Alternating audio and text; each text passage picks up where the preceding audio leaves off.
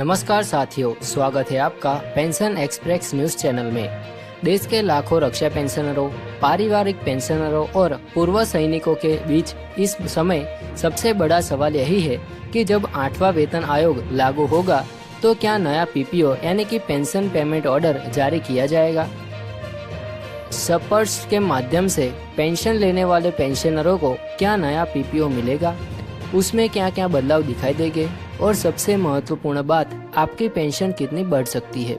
आज की इस विशेष रिपोर्ट में हम इन्हीं सवालों पर विस्तार से चर्चा करेंगे।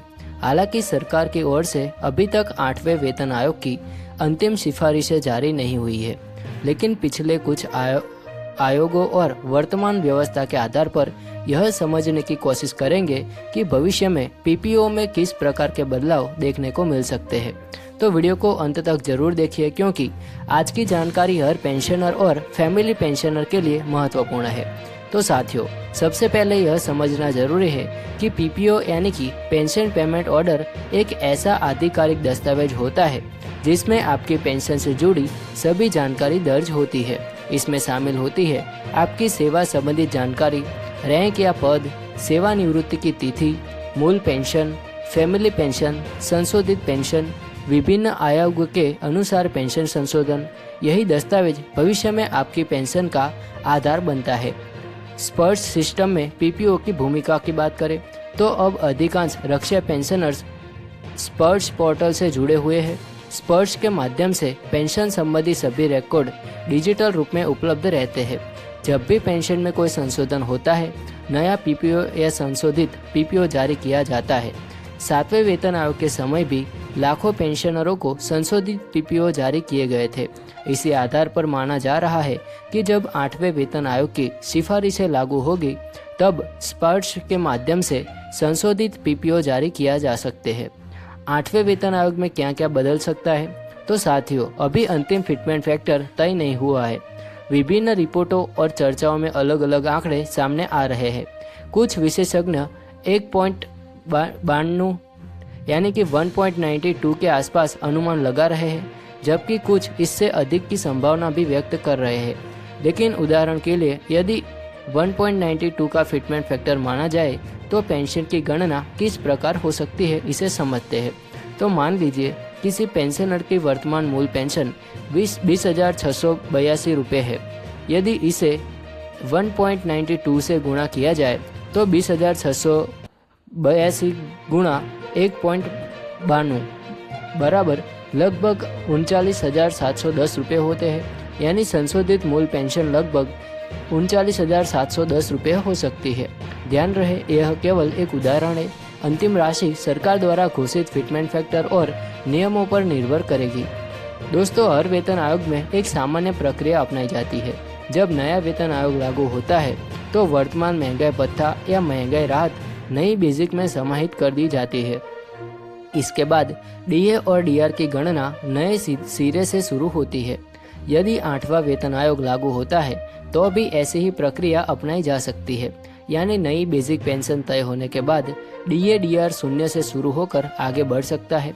हालांकि अंतिम निर्णय सरकार द्वारा जारी आदेशों पर निर्भर करेगा। दोस्तों, अब बात करते हैं दूसरे महत्वपूर्ण पहलू की। 7वें वेतन आयोग के समय कई मामलों में नेशनल पे फिक्सेशन की प्रक्रिया अपनाई गई थी। इसमें पुराने वेतन को नई पे मैट्रिक्स के अनुसार परिवर्तित किया गया था।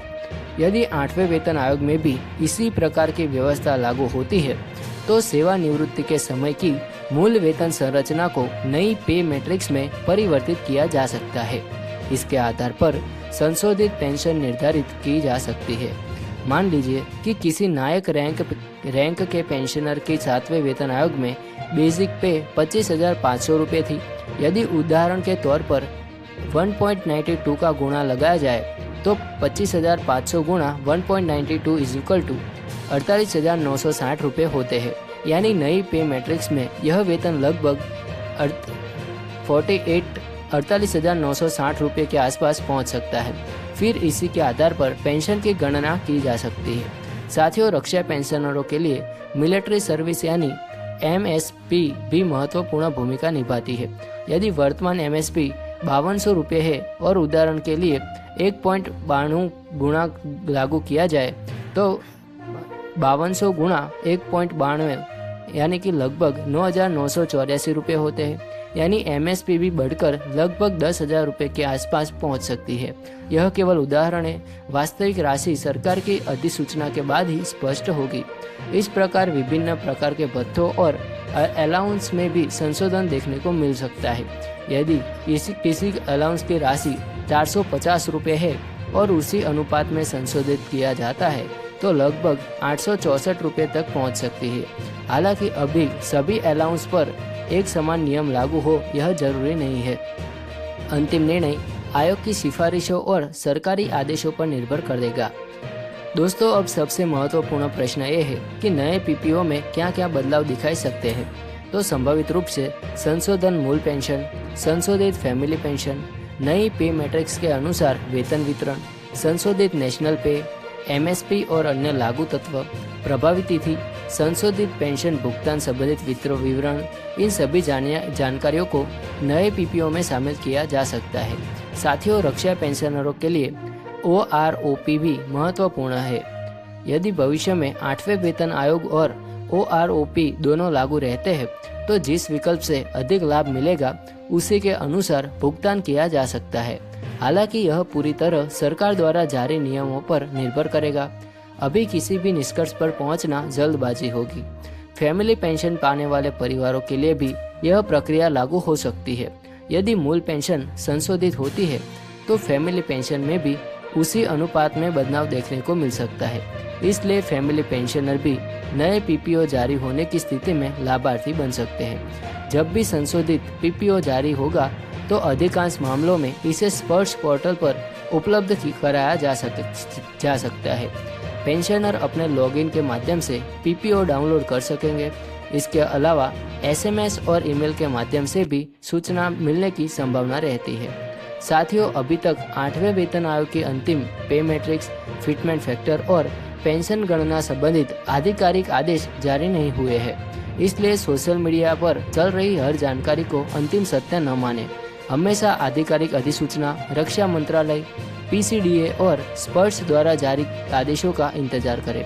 तो साथियों, आज की रिपोर्ट में हमने समझा कि जब 8वां वेतन आयोग लागू होगा तो स्पर्श के माध्यम से नया पीपीओ किस प्रकार जारी किया जा सकता है, पेंशन में संभवित संशोधन कैसे हो सकता है, पे मैट्रिक्स में क्या बदलाव देखने को मिल सकते हैं और पेंशनरों को किन बातों का ध्यान रखना चाहिए।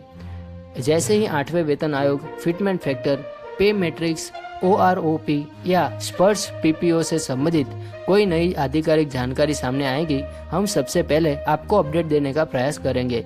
यदि आप रक्षा पेंशनर है, फैमिली पेंशनर है या पेंशन से जुड़ी जानकारी नियमित रूप से प्राप्त करना चाहते हैं तो पेंशन एक्सप्रेस को सब्सक्राइब जरूर करें।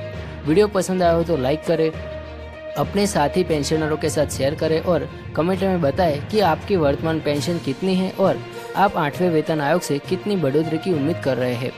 जय हिंद, धन्यवाद।